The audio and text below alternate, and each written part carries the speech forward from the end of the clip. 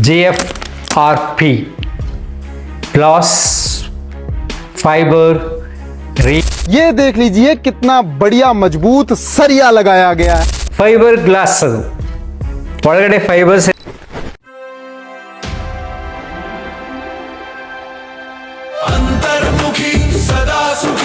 ನಮಸ್ಕಾರ ಸ್ನೇಹಿತರೆ, ಈ ದಿನದ ಸಂಚಿಕೆ JFRP glass fibre reinforce polymer ಅಂತ. ಏನಪ್ಪ ಅಂತೀರಾ, ಯೋಗ ಮಾಸ್ಟರ್ ಹಿಂಗೆ ಹೇಳ್ತಿದ್ದಾರೆ ಅಂತ.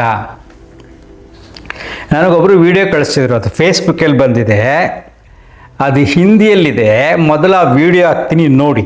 ये देख लीजिए कितना बढ़िया मजबूत सरिया लगाया गया है। बीजेपी के राज में ऐसे ही घटिया काम हम लोगों को हर तरफ देखने को मिलते हैं। ये देख लीजिए, ये हाथ से टूट गया जनाब। अगर ये ऐसा है तो ये भी वैसा होगा, आगे वाले भी वैसे ही होंगे, सारे के सारे ऐसे ही होंगे। आपने ये घटिया काम हमारी धर्मनगरी कटरा में किया, अपने पूरे भारत देश को लूट लिया, तबाह कर दिया आप लोगों ने। अब आप माता की नगरी में आप इस प्रकार का घटिया काम करवा रहे हो, ये हमने कभी सोचा नहीं था। ये जैसे लकड़ी टूटती है ना, वैसे टूट रहा है। ये देखो, ये प्लास्टिक है। दिल्ली अमृतसर कटरा एक्सप्रेसवे के ऊपर जो लगाया जा रहा है, ये सरिया है क्या? सरिया है? जवाब दो, ये सरिया है? कटरा के विधायक जी से भी पूछना चाहता हूं, रियासी के विधायक साहब से भी पूछना चाहता हूं, MP साहब आपसे भी पूछना चाहता हूं कि आपकी मौजूदगी में, आपकी सत्ता में रहने के बावजूद इस प्रकार का घटिया काम आप करवा रहे हो यहां पर, या आपको भी कोई पत्ती आ रही है, कमीशन आ रही है? ये जम्मू वाली साइड से रास्ता आ रहा है और ये रास्ता सीधा कटरा मां वैष्णो देवी जी की धर्मनगरी कटरा की तरफ ये रास्ता जा रहा है। और धर्मनगरी में बीजेपी वालों की ये भ्रष्टाचारी, ये प्लास्टिक के सरिये लगाए जा रहे हैं। अरे शर्म करो। माता भगवती के दरबार पर कैसे आप हाजिरी लगाओगे? आपका पाप का घड़ा भर चुका है, हाथ से सरिया टूट रहा है। ये देखो, शर्म करो। ये देखो, ये देखना, ये देखो, ये सरिया टूट रहा है। मैं कोई बाहुबली नहीं हूं, बीजेपी वालों, बाहुबली नहीं हूं, इंसान हूं एक। ये देखो, हाथ से सरिया टूट रहा है। ये तबाही और बर्बादी बीजेपी के राज में हो रही है। ये भ्रष्टाचारी दिख रही है ना, अंधा तो कोई नहीं है। देखो, बीजेपी के राज में ये सब हो रहा है। तभी तो मैं कोसता हूं बीजेपी को बार-बार, तभी तो मैं बोलता हूं बीजेपी के विधायकों के खिलाफ, नेताओं के खिलाफ। ये लोग लूट चुके हैं, हिंदुस्तान को लूट चुके हैं। बचा कुचा जो था हमारा हिंदुस्तान, इन लोगों ने 2 सालों में, 3 सालों में जो हो टोटली तबाह कर लेना है। ये सरिया है जी, ये सरिया है। ये तबाही और बर्बादी है, बड़ा दुख है। हमारे हिंदुस्तान का पैसा है, हिंदुस्तान के लोगों के टैक्स पेयर का पैसा है जो बर्बाद किया जा रहा है बीजेपी की तरफ से। और जो ठेकेदार इसके ऊपर काम कर रहे हैं, मैं कहता हूं कि उनको ब्लैक लिस्ट किया जाना चाहिए। लेकिन ब्लैक लिस्ट करेगा कौन जनाब? वो इतनी टैचियां देते हैं, ब्लैक लिस्ट करने वाले खुद ब्लैक लिस्ट में हैं, वो क्या करेंगे? बुरे हाल है साथियों, बुरे हाल है। कहीं पुल बैठ रहे हैं, कहीं पर सड़कें बैठ रही हैं, धंस रही हैं। अभी नेशनल हाईवे बना ही नहीं, बनने से पहले ही टूट रहा है, बिखर रहा है। 15-15 दिन, 10-10 दिन नहीं टिक रहे हैं नेशनल हाईवे। बड़ा गर्क कर लिया आप लोगों ने। जय हिंद, जय भारत, जय कांग्रेस। ನೋಡಿದ್ರಲ್ಲ, ನಮ್ಮ ಭಾರತ ದೇಶದಲ್ಲಿ ನಮ್ಮ ಪ್ರಜೆಗಳಿಗೆ ಸರಿಯಾದ ಕಾಮನ್ ಸೆನ್ಸ್ ಇರಲ್ಲ, ಸರಿಯಾಗಿ ತಿಳ್ಕೊಂಡು ಮಾತಾಡಲ್ಲ.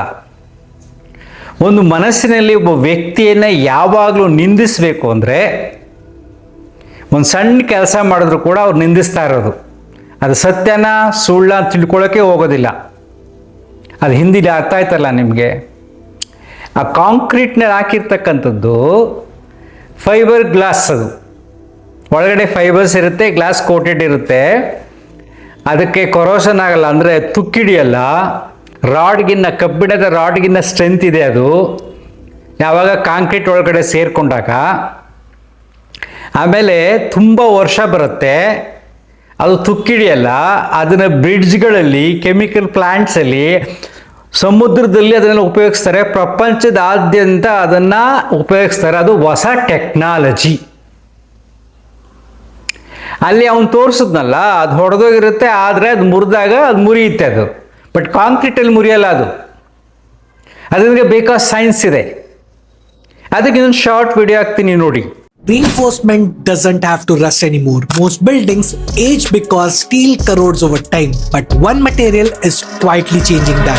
These are GFRP bars. They are made from glass fibers and resin, making them nearly 75% lighter than steel and completely corrosion resistant. In tensile strength, GFRP bars outperform steel, ranging between 1000 to 1300 MPa. They also handle cracking and fatigue well, but GFRP bars are brittle and less stiff, which makes them unsuitable for high-rise or heavy load-bearing frames. In India, adoption is growing slowly, but usage is still limited. ನೋಡಿದ್ರಲ್ಲ. ಆದರೆ ನಮ್ಮ ಮನಸ್ಥಿತಿಗಳು ಹೀಗಿದೆ ಈ ಸಮಾಜದಲ್ಲಿ. ಪ್ರತಿಯೊಬ್ಬ ರಾಜಕಾರಣಿಗಳಲ್ಲೂ ಅವರದೇ ಆದ ಸಮಸ್ಯೆಗಳಿರುತ್ತೆ. ಭ್ರಷ್ಟರಿರ್ತಾರೆ. ಕಾಂಗ್ರೆಸ್ ಪಕ್ಷ ಆಗಲಿ, ಬಿ ಜೆ ಪಿ ಆಗಲಿ, ಯಾವುದೇ ಪಕ್ಷ ಆಗಲಿ, ಎಲ್ಲರಲ್ಲೂ ಭ್ರಷ್ಟಾಚಾರಿಗಳಿರ್ತಾರೆ. ಒಂದು ಪಕ್ಷದಲ್ಲಿ 90% ಭ್ರಷ್ಟಾಚಾರಿಗಳಿದ್ದರೆ 10% ಒಳ್ಳೆಯವರಿರ್ತಾರೆ. ಇನ್ನೊಂದು ಪಕ್ಷದಲ್ಲಿ 60% ಭ್ರಷ್ಟಾಚಾರಿಗಳಿರ್ತಾರೆ, 40% ಒಳ್ಳೆಯವರಿರ್ತಾರೆ. ಎಕ್ಸಾಂಪಲ್ ನಾನು ಹೇಳ್ತಾ ಇರೋದು. 2% ನಾನು ಜನರಲ್ ನಾಲೆಡ್ಜ್ ಪ್ರಕಾರ ಹೇಳೋದಾದರೆ 2 to 3% ಒಳ್ಳೆಯವ್ರು ಸಿಗೋದು ಕಷ್ಟ ಅಲ್ವಾ? ಈಗ ನಾನು ಬಿ ಜೆ ಪಿ ಕಾರ್ಯಕರ್ತ.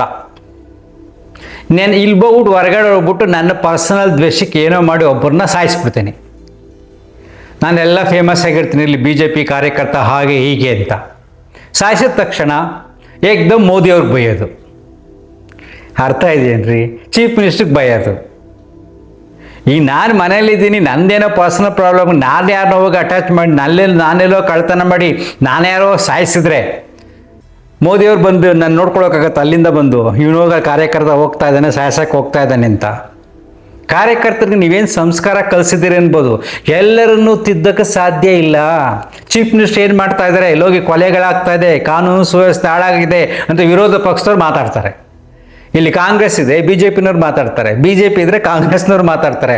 ಈಗ ಚೀಫ್ ಮಿನಿಸ್ಟರ್ ಬಂದು ನಾನು ನೋಡ್ಕೊಳಕ್ಕಾಗತ್ತೆ ನಮ್ಮ ಮನೆ ಮುಂದ್ಗಡೆ ಇವನೋಗಿ ಸಾಯಿಸ್ತಾನೆ, ಏನೋ ಮಾಡೋಣ ಅಂತ. ನಾನು ಎಲ್ಲೋ ಕುಡಿದ್ಬಿಟ್ಟು ಹೋಗ್ಬಿಟ್ಟು ಯಾರಿಗೋ ಚುಚ್ಚು ಸಾಯಿಸ್ಬಿಟ್ರೆ ಸಿ ಎಮ್ ಏನು ಮಾಡ್ತಾರೆ? ಆದರೆ ಈ ದೇಶದ ಕಾನೂನು, ಪೊಲೀಸ್ ವ್ಯವಸ್ಥೆಯನ್ನು ಒಬ್ಬ ಮುಖ್ಯಮಂತ್ರಿಯಾಗಿ, ಒಬ್ಬ ಪ್ರಧಾನಮಂತ್ರಿಯಾಗಿ ಅದನ್ನು ಬಿಗಿತವಾಗಿ ಇಟ್ಕೋಬೋದು. ಅದಕ್ಕೆ ಬೇಕಾದಂಥ ಸಲಕರಣೆಯನ್ನು ಒದಗಿಸ್ಬೋದು, ಸ್ಟ್ರಿಕ್ಟ್ ಮಾಡ್ಬೋದು. ಬಟ್ ಅವರೇ ಬಂದು ಕಾಯ್ಕೊಳ್ಳೋಕ್ಕಾಗಲ್ಲ ಅಲ್ವಾ? ಈಗ ನೀಟ್ ಎಕ್ಸಾಮ್ಸ್ ಜೋರು ಗಲಾಟೆ ಇತ್ತಲ್ಲಪ್ಪ, ಕಾಕ್ರೋಚ್ ಪಾರ್ಟಿ. ಆ್ಯಕ್ಚುಲಿ ಯುವ ಮನಸ್ಸುಗಳಿರತಕ್ಕಂಥ ನಿರಾಶೆಗಳ ಆಕ್ರಂದನ ಅದು. ಎಲ್ಲ ಯುವಕರ ಮನಸ್ಸಿನಲ್ಲಿ ಒಂದು ಸೇಡಿದೆ ರಾಜಕಾರಣಿಗಳ ಮೇಲೆ. ಇವರು ತುಂಬ ಭ್ರಷ್ಟಾಚಾರ ಮಾಡ್ತಾ ಇದ್ದಾರೆ, ನಮ್ಮ ವ್ಯವಸ್ಥೆಯನ್ನು, ನಮ್ಮ ಭಾರತವನ್ನು ತುಂಬ ವರ್ಷಗಳಿಂದ ಹಾಳು ಮಾಡಿದ್ದಾರೆ ಅನ್ನತಕ್ಕಂಥ ಭಾವನೆ ಇದೆ. ಸೊ ಯಾವುದೇ ತಪ್ಪುಗಳು ನಡೆದಾಗ ಯುವ ಮನಸ್ಸುಗಳು ಆಸ್ಫೋಟಗೊಳ್ತವೆ. ಇಲ್ಲಿ ಆದದ್ದು ಕಥೆನೇ ಹೀಗೆ. ಅದು ಆ್ಯಕ್ಚುಲಿ ಹೇಳ್ಬೇಕಂದ್ರೆ ತುಂಬ ಸಿಂಪಲ್. ಅಲ್ಲಿ ಪ್ರಧಾನಮಂತ್ರಿಗಳು ಲಂಚ ತಗೊಂಡು ಪೇಪರ್ನ ಲೀಕ್ ಮಾಡಿಲ್ಲ, ಒಂದೊಂದು ಪೇಪರ್ಗೆ ಇಷ್ಟಿಷ್ಟು ಕಮಿಷನ್ ಅಂತ ತಗೊಂಡಿಲ್ಲ. ಎಜುಕೇಷನ್ ಮಿನಿಸ್ಟ್ರು ಕೂಡ ಕಮಿಷನ್ ತಗೊಂಡಿರೋರು ಬೇರೆಯವರು. ಈ ರೀತಿ ಎಲ್ಲ ಕಾಲದಲ್ಲಿ ಆಗಿತ್ತು, ಅದನ್ನು ಸ್ಟ್ರಿಕ್ಟಾಗಿ ಮಾಡಬೇಕಾಗಿತ್ತು. ಮಕ್ಕಳ ಭವಿಷ್ಯದ ಮೇಲೆ ಆಟ ಆಡಬಾರ್ದು ಅಂತಕ್ಕಂಥ ಭಾವನೆ ತೀವ್ರ ಆಯಿತು. ಆದ್ದರಿಂದ ಇಷ್ಟೊಂದೆಲ್ಲ ಜಗಳಾಗಿ ಕೊನೆಗೆ ಸೆಂಟ್ರಲ್ ಗೌರ್ಮೆಂಟೇ ಸರೆಂಡರ್ ಆಯಿತು. ಸೊ ಮನಸ್ಸುಗಳು ಈ ರೀತಿಯಾದ ಎಲ್ಲ ಯುವ ಮನಸ್ಸುಗಳಲ್ಲಿ ಒಂದು ರೀತಿಯಾದ ಸಪ್ರೆಸ್ಡ್ ಎಮೋಷನ್ಸ್ ಅಂತ ಕರಿತೀವಿ. ಏನು ಮಾಡೋಕ್ಕಾಗಲ್ಲ. ಸಿನಿಮಾದಲ್ಲಿ ಒಬ್ಬರು 100 ಜನಕ್ಕೆ ಹೊಡೆದ್ರೆ ಹೀರೋ ಇವರು ತುಂಬ ಖುಷಿಯಾಗುತ್ತೆ, ಯಾಕೆ ನೀವು ಹೊಡಿಬೇಕು ಅನ್ಸುತ್ತೆ, ಹೊಡೆಯೋಕ್ಕಾಗಲ್ಲ. ಆ ರೀತಿಯಾದ ಭಾವನೆ ಹೊರಬಂದದ್ದು ರೀಸೆಂಟಾಗಿ ಅಲ್ವಾ? ಸೊ ಈ ದೇಶದಲ್ಲಿ ಮನಸ್ಸುಗಳು ಯೋಚನೆ ಮಾಡಬೇಕಾದ್ರೆ ಲಯ ತಪ್ಪಬಾರದು. ಕೆಲವಾರು ಸಮಾಜದಲ್ಲಿ ಸುಮ್ಮನೆ ತಪ್ಪು ತಿಳುವಳಿಕೆಗಳನ್ನು ಬಿತ್ತೋದು. ಅಲ್ಲಿ ನೋಡಿ, ಏನು ಬಾರ್ ತೋರಿಸ್ಬಿಟ್ಟು ಅದು ಮುರಿದಾಕ್ಬಿಟ್ಟು ಹೇಳ್ತಾ ಇದ್ದಾರೆ, ಪ್ಲಾಸ್ಟಿಕ್ ಬಾರ್ ಹಾಕ್ಬಿಟ್ಟಿದ್ದಾರೆ, ಏನು ಫೈಬರ್ದು ಹಾಕ್ಬಿಟ್ಟಿದ್ದಾರೆ, ಎಲ್ಲ ದೇಶ ಲೂಟಿ ಮಾಡ್ತಾ ಇದ್ದಾರೆ ಅಂತ ಹೇಳ್ತಾರೆ. ಇಮ್ಮಿಡಿಯೇಟಾಗಿ ಅವನ್ನ ಅರೆಸ್ಟ್ ಮಾಡಬೇಕು. ತಿಳ್ಕೊಳ್ಳದೆ ಈ ರೀತಿ ವಿಚಾರಗಳನ್ನ ಹೊರಗಡೆ ಹಾಕ್ತಾಗ ತುಂಬ ಜನಕ್ಕೆ ಎಲ್ಲಿ ಗೊತ್ತಾಗುತ್ತೆ? ನನಗೆ ಆ ವಿಡಿಯೋ ಕಳಿಸಿದಾಗ ಆ ವಿಡಿಯೋ ನೋಡಿ ನನಗೆ ಡೌಟ್ ಬಂತು, ಮೆಸೇಜ್ಗಳೆಲ್ಲ ಓದಿದಾಗ ಅದೆಲ್ಲ ಚೆಕ್ ಮಾಡಿದಾಗ ಏನು ತುಂಬ ಜನ ಬೈತಾ ಇದ್ದಾರೆ. ಅದನ್ನು ಅರ್ಥನೇ ಮಾಡ್ಕೊಳಕ್ಕೆ ಹೋಗಿಲ್ಲ, ಸತ್ಯದ ಅರಿವೇ ಅವ್ರಿಗಿಲ್ಲ. ಸೊ ಎಲ್ಲ ಭಾವನೆಗಳಲ್ಲಿ ಬಂದಿಯಾಗಿ ಎಳೆದನ್ನೆಲ್ಲ ನಂಬಿಡ್ತಾರೆ. ಈ ರೀತಿಯಾಗಿ ಯುವ ಮನಸ್ಸುಗಳಲ್ಲಿ ಬರಬಾರ್ದು. ಯಾವುದೇ ವಿಚಾರಗಳನ್ನು ಬಂದಾಗ ನೀವು ಅದ್ರ ಬಗ್ಗೆ ಆಲೋಚನೆ ಮಾಡಿ ಸತ್ಯವನ್ನು ತಿಳ್ಕೊಂಡು ಮಾತಾಡಬೇಕು ಅನ್ನೋದಕ್ಕೋಸ್ಕರ ಈ ವಿಡಿಯೋ ಮಾಡೋದು. ನೀವು ಯೋಚನೆ ಮಾಡಿ ನೋಡ್ರಿ, ಈ ದೇಶ ತುಂಬ ದೊಡ್ಡದು, 150 ಕೋಟಿ ಜನ ಒಳ್ಳೊಳ್ಳೆ ಕೆಲಸ ಮಾಡ್ತಾರೆ. ಎಲ್ಲರೂ ರೀಚ್ ಆಗಬೇಕಾದ್ರೆ ತುಂಬ ಟೈಮ್ ತಗೊಳುತ್ತೆ. ಯಾವುದೇ ರಾಜಕಾರಣಿ ಆಗಲಿ ಪಕ್ಷಾತೀತವಾಗಿ ಯೋಚನೆ ಮಾಡಿದಾಗ ನನ್ನ ಸಿಂಪಲ್ ಥಿಂಕಿಂಗ್ನಲ್ಲಿ, ನನ್ನ ಸಿಂಪಲ್ ನಾಲೆಡ್ಜ್ನಲ್ಲಿ ಈಗ ನಮ್ಮ ದೇಶ ಎಲ್ಲ ಸಮಸ್ಯೆಗಳಲ್ಲಿ ಮುಂದುವರಿತಾ ಇದೆ. ಮೊದಲನೇ ಮುಂದುವರಿಕೆ ಒಂದೇ ಒಂದು ಎಕ್ಸಾಂಪಲ್, ಡಿಫೆನ್ಸ್ ಸಿಸ್ಟಮ್. ನಮ್ಮ ದೇಶದ ರಕ್ಷಣಾ ವ್ಯವಸ್ಥೆ ಬಲಗೊಳ್ಳುತ್ತಿದೆ. ಈಗ ನನ್ನ ಕಾನ್ಫಿಡೆನ್ಸ್ ಬರುತ್ತೆ. ಪಾಕಿಸ್ತಾನ ಯುದ್ಧ ಮಾಡಿದ್ರು ಕೂಡ, ಈವನ್ ಚೈನಾ ಯುದ್ಧ ಮಾಡಿದ್ರು ಕೂಡ ನಾವು ಫೈಟ್ ಕೊಡ್ಬೋದು, ನಾವು ಗೆಲ್ಬೋದು, ಪಾಕಿಸ್ತಾನ ಉಡೀಸ್ ಮಾಡಿಬಿಡ್ತೀವಿ. ಯಾವುದೇ ದೇಶ ಬಂದರೂ ಕೂಡ ನಾವು ಧೈರ್ಯ ಹೋರಾಡಬಹುದಂಥ ಶಕ್ತಿ ಬಂದಿದೆ. ದಿಸ್ ಈಸ್ ಕಾಲ್ಡ್ ಡೆವಲಪ್ಮೆಂಟ್ ಅಲ್ವಾ? ಒಂದು ಸಿಂಪಲ್ ಎಕ್ಸಾಂಪಲ್ ಹೇಳಿದ್ದು. ಹಾಗೆ ದೇಶದಲ್ಲಿ ರೈಲ್ವೆ ಸಿಸ್ಟಮ್ ಬೇರೆ ಬೇರೆ ಆಗ್ತಾ ಇರುತ್ತೆ, ಬಟ್ ಎಲ್ಲ ಪರ್ಫೆಕ್ಟಾಗಿ ಆಗಿರೋದಿಲ್ಲ. ಯಾಕೆಂದರೆ ಎಲ್ಲ ಜನರನ್ನು ಸರಿ ಮಾಡಿ, ಎಲ್ಲ ಮಂತ್ರಿಗಳನ್ನೆಲ್ಲ ಸರಿ ಮಾಡಿ, ಎಲ್ಲ ಭಾವನೆಗಳ ಜೊತೆ, ಧರ್ಮ ಸಂಘರ್ಷಗಳ ಜೊತೆ, ಜಾತಿಯ ಸಂಘರ್ಷಗಳ ಜೊತೆ, ಅದೆಲ್ಲರ ಜೊತೆ ಹೋರಾಡಿ ಒಂದೇ ಸರಿ ದೇಶನ ಡೆವಲಪ್ ಮಾಡೋದು ಸುಲಭ ಅಲ್ಲ.